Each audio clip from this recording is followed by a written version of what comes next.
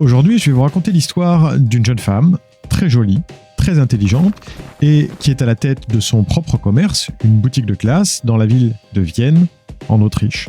Comme beaucoup, elle rêve de rencontrer le prince charmant et de fonder une famille, mais malgré son ardent désir de devenir mère, elle n'a pas beaucoup de chance avec les hommes qu'elle rencontre. Et c'est ainsi qu'elle va se retrouver un jour contrainte à quitter sa boutique et l'Autriche avant de faire la une des journaux quelques jours plus tard. Découvrons ensemble l'histoire de Estíbaliz Carranza pour ce nouvel épisode de HVI. Générique.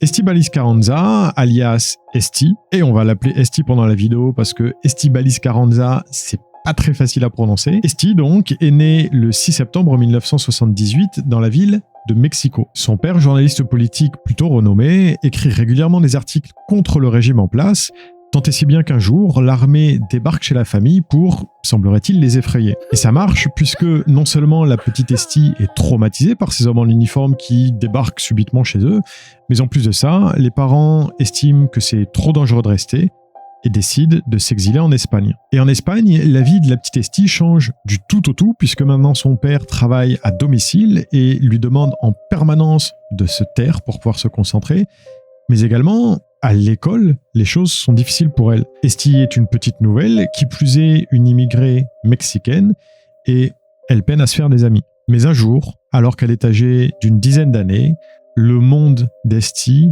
est chamboulé. Sa mère est enceinte et finit par mettre au monde un petit frère qu'Esti aime de tout son cœur. Mais plus que de simplement être heureuse d'avoir un petit frère, c'est pour elle une vraie révélation. Elle ne rêve plus que d'une chose, se marier et devenir mère à son tour. Ses parents pensent alors qu'il s'agit d'une lubie passagère, d'une lubie d'enfant, mais au contraire, plus les années passent, et plus cette idée devient une idée fixe dans l'esprit d'Esti, une obsession. Et en grandissant, Esti, qui devient une très jolie jeune fille, n'a aucune difficulté à rencontrer des hommes, en particulier lorsqu'elle sort en discothèque. Sauf que la plupart du temps, les hommes qu'elle rencontre sont des hommes bien plus âgés qu'elle, et qui n'ont pas du tout les mêmes attentes que la jeune adolescente. Dans un livre autobiographique qu'elle sortira un petit peu plus tard, elle prétend même que l'un d'entre eux l'a un jour invitée à une soirée privée et lorsqu'elle est arrivée, il l'a emmenée à l'écart et l'a agressée sexuellement. Agression dont elle n'avait jamais parlé à personne avant ce livre et qu'elle n'a d'ailleurs pas rapporté à la police à l'époque. Les années passent, Esti est maintenant âgée de 17 ans et elle finit par avoir enfin son premier vrai amoureux, un garçon de son école. Les deux sortent ensemble et si Esti est éperdument amoureuse de lui et voit en lui l'homme de sa vie, le père de ses futurs enfants, le jeune garçon, lui non plus, ne voit pas du tout les choses de la même manière. Il est d'ailleurs très clair avec elle, ce n'est qu'une relation passagère. Il n'a pas l'intention de s'engager plus que ça. Et lorsqu'elle lui fait part de son envie pressante de mariage et d'enfants, il la largue purement et simplement. La jeune Esti est effondrée. Effondrée et vexée.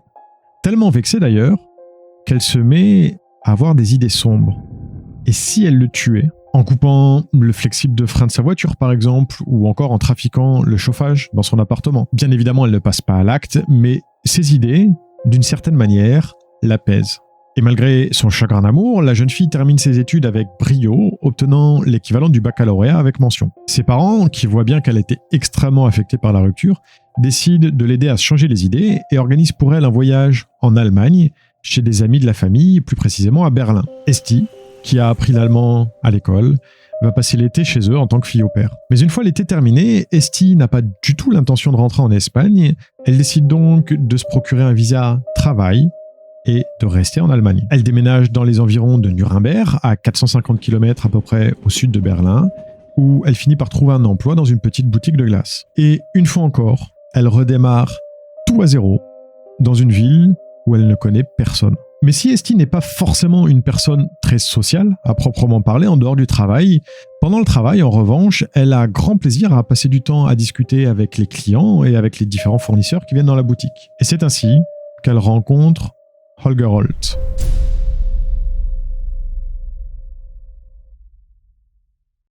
La première fois que Esti et Holger se rencontrent, donc, c'est au sein de la petite boutique. Holger est commercial pour une société qui vend des appareils réfrigérants. Et bien qu'il soit âgé de plus de 14 ans de plus qu'elle, Esti, la première fois qu'elle le voit, est frappée par la ressemblance avec son ex-petite amie. Pour être plus exact, Holger, alors âgée de 36 ans, ressemble trait pour trait à l'image mentale qu'elle s'était faite de son ex-petite amie lorsqu'il atteindrait la fin de la trentaine. Et de son côté, Holger n'est pas du tout indifférent à la beauté de la jeune fille, qu'il ne manque d'ailleurs pas de complimenter à chaque fois qu'il se rend à la boutique. Tant et si bien que le jour où il l'invite à sortir, à aller manger un morceau après le travail, Esti, déjà conquise, accepte immédiatement. Et après seulement quelques semaines, Holger demande à Esti si elle veut l'épouser. Elle accepte immédiatement.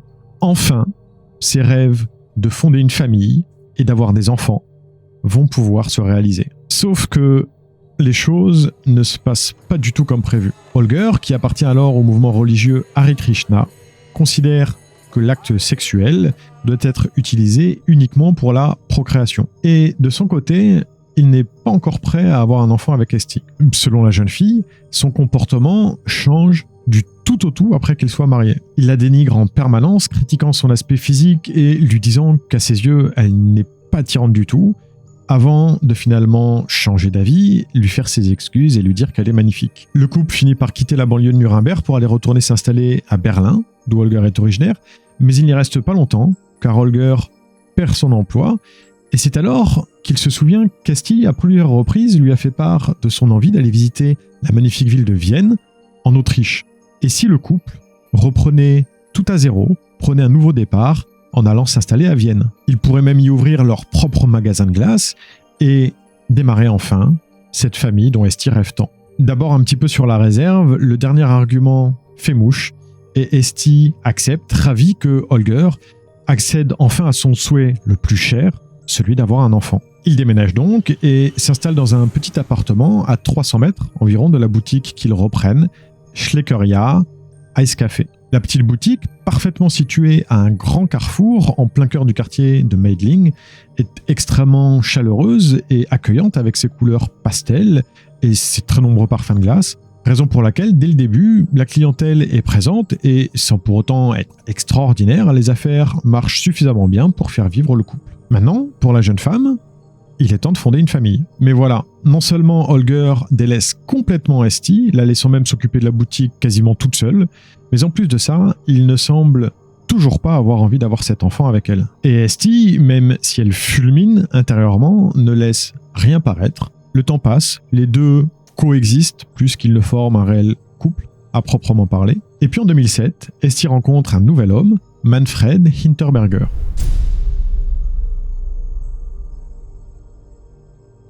Maintenant âgée de 29 ans, Esti rencontre Manfred à peu près de la même manière qu'elle avait rencontré Holger à l'époque. L'homme de 48 ans est l'un de ses fournisseurs de glace. Et il vient régulièrement au Schleckeria, ne manquant jamais, comme Holger à l'époque, d'avoir un gentil mot, un compliment pour Esti. Bien sûr, il sait qu'elle est mariée, mais il sait aussi qu'il y a de l'eau dans le gaz, et c'est la raison pour laquelle, un jour, il décide néanmoins de se jeter à l'eau, et propose un rendez-vous à la jeune femme. Esti accepte et c'est de cette manière qu'elle et Manfred deviennent amants. Mais rapidement, Manfred en veut plus. Il n'a de cesse de complimenter Esti, de lui dire à quel point elle est brillante, intelligente et surtout à quel point elle n'a pas besoin de son boulet de mari pour mener à bien les affaires de la boutique. Il l'invite donc fortement à divorcer, ce qu'elle finit par faire. Et une fois le divorce prononcé, elle est ravie d'annoncer à Manfred qu'elle est maintenant tout à lui et qu'elle est prête à démarrer avec lui une nouvelle vie, une nouvelle famille et avoir des enfants. Sauf que Manfred, il en a déjà eu avant des enfants et il ne semble pas du tout vouloir en avoir d'autres. Raison pour laquelle, quand Esti finit par devenir un petit peu trop pressante à son goût, il décide de rompre avec elle. Dans le même temps, Holger, bien que divorcé d'Esti, refuse de quitter le logement qu'il partageait avec elle, tout simplement parce qu'il n'en a pas les moyens. Du coup, comme vous pouvez l'imaginer, les engueulades sont monnaie courante dans le petit appartement. Tant et si bien qu'un jour, les idées de meurtre qu'Esti avait eues pour son premier petit ami refont surface. Tuer Holger ne solutionnerait-il pas tous ses problèmes ? Si, absolument. Ce serait la solution idéale pour se débarrasser de lui, pour ne plus être victime du harcèlement moral dont il fait preuve à son égard, voire même des coups qu'il lui porte parfois. Et tout simplement pour ne plus la voir sous les yeux à chaque fois qu'elle rentre du travail.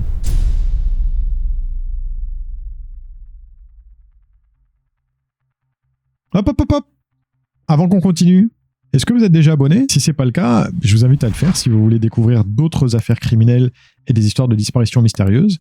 Et également, je vous invite, si cette vidéo vous plaît, à mettre un petit pouce bleu. Ça m'aide énormément pour l'algorithme, mais vous connaissez la musique.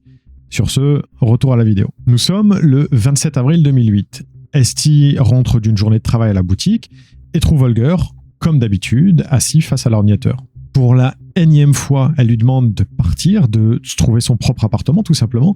Et pour la énième fois, il lui répond en la rabaissant et en lui disant que de toute façon, elle ne pourrait rien faire sans lui, elle ne pourrait pas s'en sortir toute seule. Et il rajoute d'un air narquois, en faisant allusion à Manfred, que même son nouvel amoureux en a eu marre d'elle et l'a laissé tomber. Cette fois-ci, c'en est trop.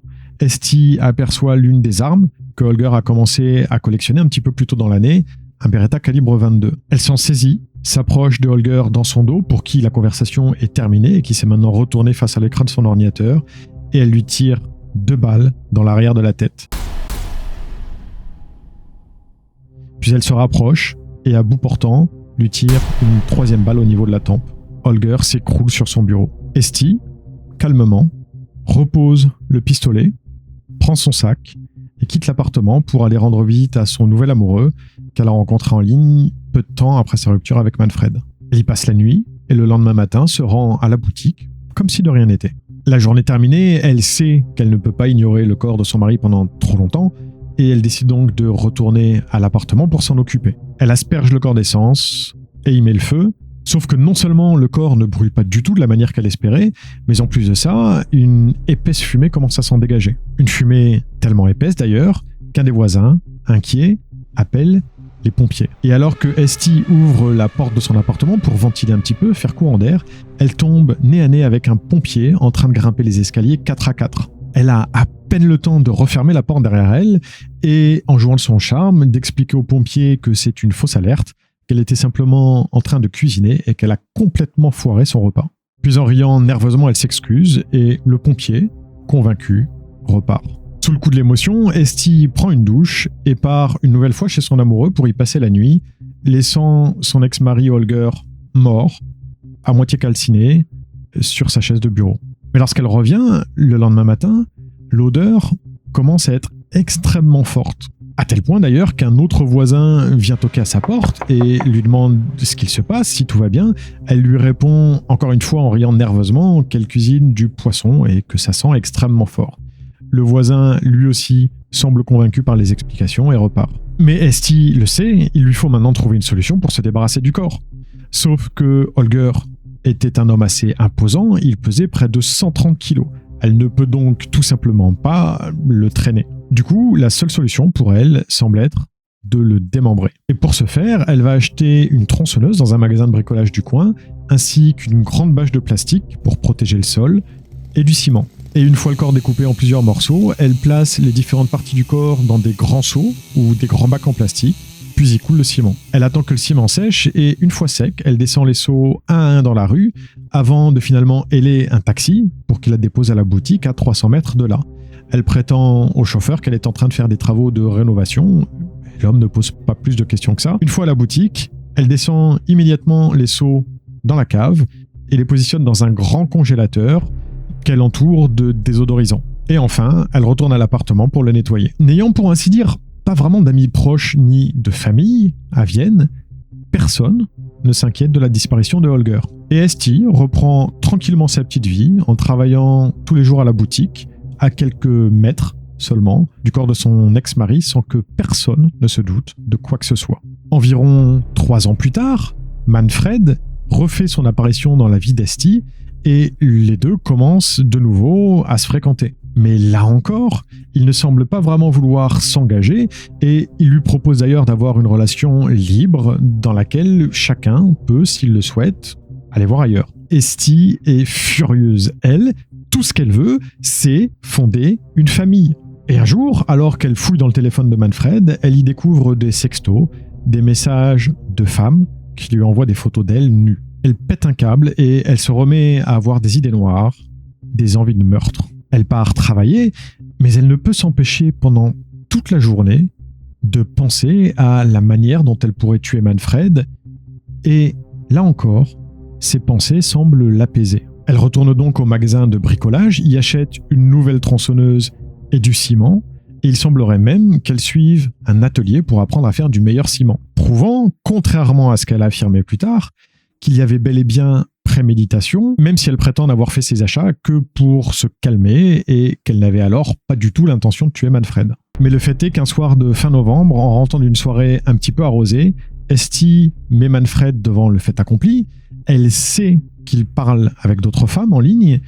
Pourquoi fait-il ça, alors qu'il sait à quel point ça la blesse profondément? Sue, celui-ci n'a pour seule réponse que de s'affaler sur le lit et de s'endormir instantanément, en commençant à ronfler face au mur. Esty ne le supporte pas, elle se saisit alors du pistolet sous son matelas et lui tire dessus à 4 reprises.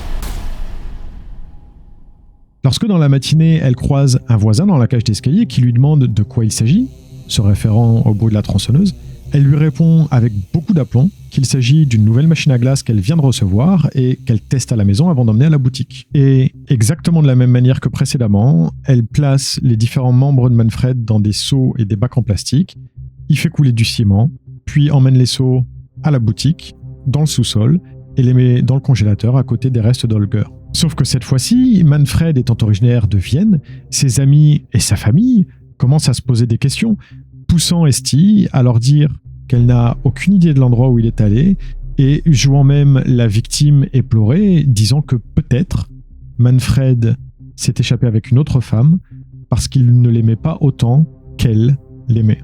Et pendant qu'elle joue le rôle de la petite amie éplorée, un ami de Manfred, Roland, 47 ans, est là pour lui apporter son soutien. Il est là pour elle, il l'aide à se changer les idées, l'emmène de temps en temps dîner au restaurant, bref, un vrai ami. Mais cette amitié, rapidement, se transforme en une relation amoureuse. En janvier 2011, il quitte la femme avec qui il est pour se mettre officiellement en couple avec Esty, et pas moins de 5 mois plus tard, un élément va bouleverser leur vie à tous les deux. Esty est enceinte. Enfin, elle qui en rêvait depuis si longtemps. Roland, de son côté, semble lui aussi absolument ravi, et c'est la raison pour laquelle, lorsque Esty lui demande s'il veut bien l'épouser, il accepte, ignorant tout des sombres secrets de sa compagne. Mais ces sombres secrets, il va finir par les découvrir.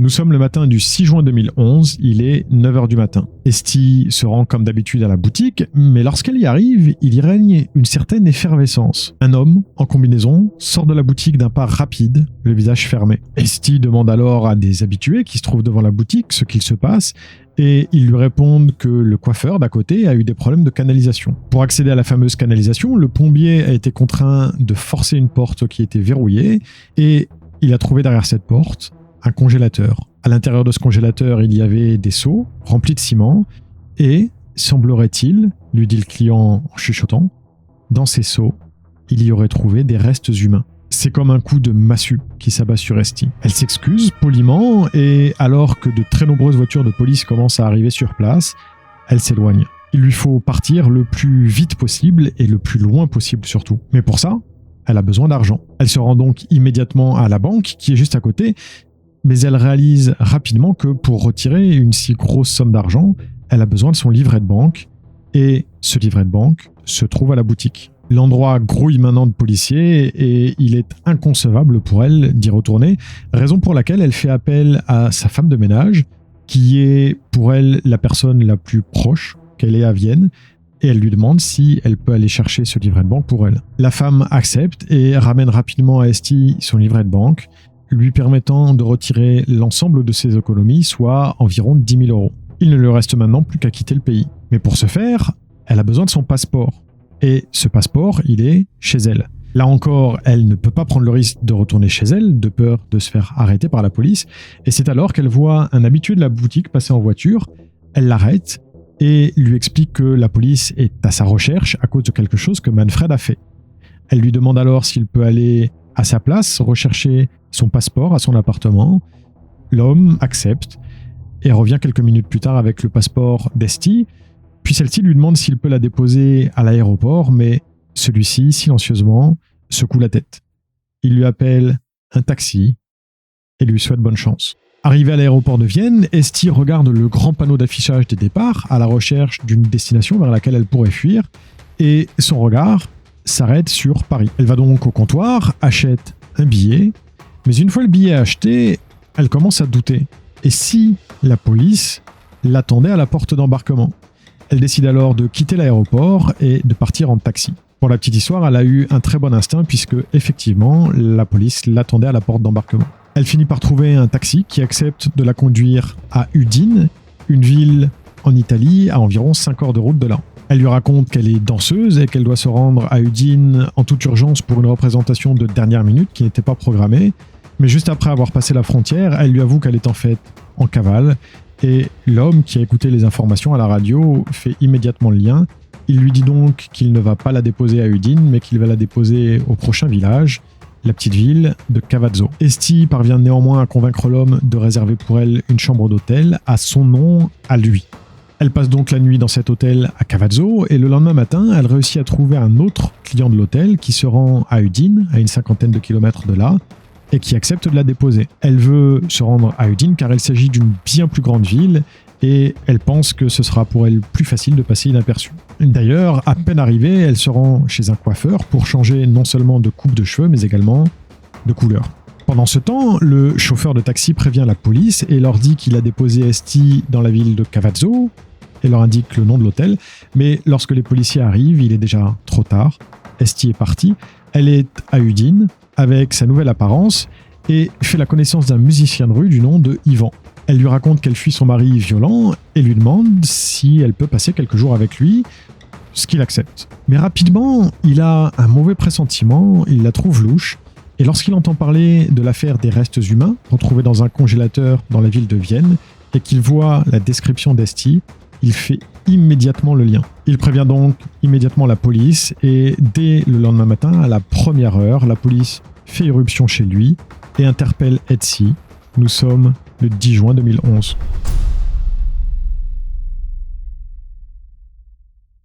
Dès sa première audition, Esti a tout avoué. Les aveux obtenus, elle a été immédiatement extradée en Autriche, où elle est incarcérée en attente de son procès. En janvier 2012, elle donne naissance à un petit garçon qu'elle appelle Roland, comme son père. Père qui, d'ailleurs, comme il le lui avait promis, a officiellement épousé Esti alors qu'elle était emprisonnée. En revanche, ce sont les parents d'Esti à Barcelone qui ont récupéré la garde du petit Roland Junior, et non son papa. Le procès de Estíbaliz Carranza s'est déroulé à Vienne en novembre 2012 et a duré 4 jours. Pendant ces 4 jours, c'est pas moins d'une 50aine de témoins qui ont été appelés à la barre et à l'issue, elle a été jugée coupable et condamnée à une peine de prison à perpétuité. Il a également été ordonné une évaluation psychiatrique qu'il a estimée instable psychologiquement. Sans blague, le rapport de cette évaluation psychiatrique a déterminé qu'Esti se prenait pour une princesse qui attendait que son prince charmant vienne la délivrer. Et si les hommes qui partageaient sa vie ne lui semblaient pas à la hauteur de ses attentes, eh bien, elle ne pouvait tout simplement pas le supporter. Il lui a donc été diagnostiqué des troubles de la personnalité et il a été indiqué que si un jour elle était libérée, elle risquait de recommencer à tuer. Une chance sur 3 selon le rapport. La justice n'a donc pas voulu prendre le risque et raison pour laquelle Esti a été condamnée à perpétuité sans aucune possibilité de libération conditionnelle. De son côté, Esti n'a jamais discuté le verdict et elle a même exprimé son regret d'avoir retiré 2 enfants à leur mère, en les personnes de Holger et de Manfred. Ironiquement, elle ne verra jamais grandir le sien, d'enfant, cet enfant pourtant dont elle rêvait tant depuis toute petite. Alors on est d'accord pour dire qu'a priori, tous les hommes qu'elle a rencontrés tout au long de sa vie l'ont tous, à l'exception de Roland, maltraité, au moins psychologiquement. Mais n'aurait-il pas été plus simple de juste les quitter ? Elle avait de l'argent, elle avait la boutique qui fonctionnait bien, bref, elle aurait pu, si elle l'avait souhaité, tout simplement s'éloigner d'eux. Mais au lieu de ça, elle a volontairement choisi, peut-être pour assouvir un fantasme qui couvait en elle depuis des années, de les tuer, de les démembrer et d'entreposer leur reste dans le sous-sol de la boutique. Puis de méthodiquement retourner tout nettoyer l'appartement et se mettre à jouer un rôle pour ne pas paraître suspecte aux yeux des autres. D'ailleurs, son côté manipulateur et calculateur a bien été mis en lumière lors de sa cavale. C'est assez effrayant le fait que toutes ces personnes qui pourtant savaient que quelque chose clochait, qu'il y avait quelque chose de louche, ont fait exactement ce qu'elle attendait d'eux. En 2015, Esty et Roland ont divorcé, entre autres, a priori, à cause de nombreuses engueulades concernant la garde de leur enfant. Et en 2017, après avoir été jugée trop dangereuse pour être dans une prison pour femmes, Esty a été transférée dans une prison pour hommes à Linz. Une unité spéciale réservée aux prisonniers les plus dangereux, comptant 91 hommes, et dont Esty était la seule femme lorsqu'elle a été admise. Bref, cette femme est aussi fascinante que terrifiante. Vous en pensez quoi? Dites-le moi en commentaire, et si vous avez trouvé le secret que j'ai caché dans la vidéo, comme d'habitude, indiquez-moi de quoi il s'agit et à quel timestamp vous l'avez vu. Évidemment, n'oubliez pas le pouce bleu si la vidéo vous a plu, c'est super important, moi ça m'aide vraiment beaucoup, et si en plus vous pouviez partager la vidéo, ce serait extraordinaire. Merci d'avoir regardé jusqu'à la fin, prenez soin de vous, et à bientôt. Salut!